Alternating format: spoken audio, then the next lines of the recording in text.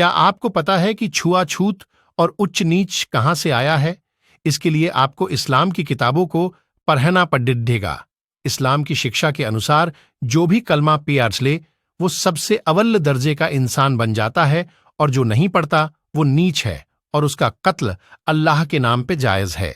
कलमा पढ़ने वाला मुसलमान काफिरों से जजिया टैक्स ले सकता है। जजिया लेने के लिए उसे काफिर के हाथ से पैसे खुरचते हुए उठाने हैं और जजिया वाले शख्स से मुंह में थूक देना है या फिर मुंह में मिट्टी डाल देना है। ये सिर्फ तारीखे फिरोज शाही में ही नहीं लिखा, बल्कि दूसरे इस्लामी किताबों में भी लिखा हुआ है। काफिर हिंदुओं के मुंह में थूक के मुसलमान बनाना। सिर्फ मुंह में थूकने के कारण तमाम ब्राह्मण और राजपूतों ने अपना जनेऊ भंग कर दिया और इस्लाम नहीं ग्रहण किया। बाद में यही लोग भंगी कहलाए। एक मुसलमान अपने पैदा होने वाले बच्चे के मुंह में भी थूकता है। इसको सुन्नते मोहम्मद कहते हैं।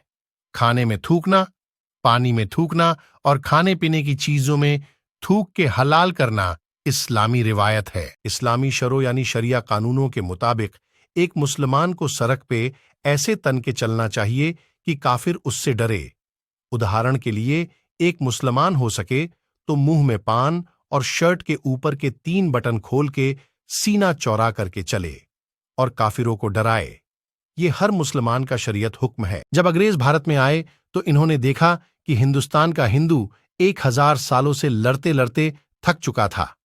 जब सीरिया, मिस्र, स्पेन, ईरान और तमाम मुल्क बस 30 सालों पूरा इस्लामिक हो चुके थे, तब मुसलमानों को भारत में इंच इंच पे कब्जा करने के लिए लड़ाई लड़नी पड़ती थी।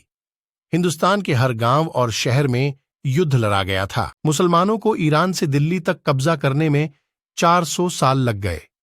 फिर भी कभी मुसलमान पूरे भारत पे कब्जा नहीं कर पाए। सिर्फ लगभग 200 साल मुगल अपनी स्ट्रैटेजी बदल का हिंदुस्तान पे राज कर सके, और जब औरंगजेब ने पूर्ण इस्लामिक शरिया लगाना चाहा तो औरंगजेब को मराठों ने महाराष्ट्र में दफन कर दिया। बंगाल के रास्ते आए अंग्रेजों ने लड़ते लड़ते थक चुके हिंदुओं के हिंदुस्तान पे बड्ढे आसानी से कब्जा कर लिया था, और देखा कि मुसलमानों की तमाम बुराइयां अब हिंदुओं ने अपना लिया था, जैसे शादी के बाद गवना करना।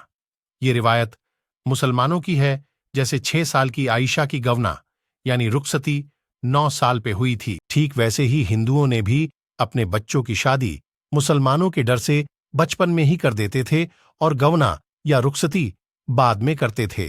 मुसलमान महिला के लाशों के साथ सेक्स करते हैं, क्योंकि मोहम्मद ने अपने चाची के कब्र में नगे उतरकर किया था। इसीलिए मुसलमान मरी हुई लाशों से सेक्स को पवित्र काम समझते हैं। शुरू में हिंदुओं ने अपने घर की महिलाओं को हरम से बचाने के लिए मारना शुरू किया, लेकिन मुसलमान लाशों को भी नहीं छोड़ते, इसलिए हिंदुओं ने अपनी महिलाओं को सती या जौहर के नाम पे जलाना शुरू किया। बाद में ये सती प्रथा या जौहर के नाम पे प्रचलित हुआ।